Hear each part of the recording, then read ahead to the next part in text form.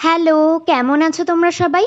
আমার ছাদ বাগানে থাকা এই এত সুন্দর লাল বকফুলের গাছটি থেকে হঠাৎ করে সব পাতাগুলো উধাও হয়ে যাচ্ছিল। কারণ আমি কিছুই বুঝতে পারছিলাম না। তারপর হঠাৎ করে একদিন দেখা পেলাম এনার। হ্যাঁ, ইনিই আমার গাছের সব পাতাগুলো খেয়ে এরম নাদুস নুদুস চেহারা বানিয়েছেন।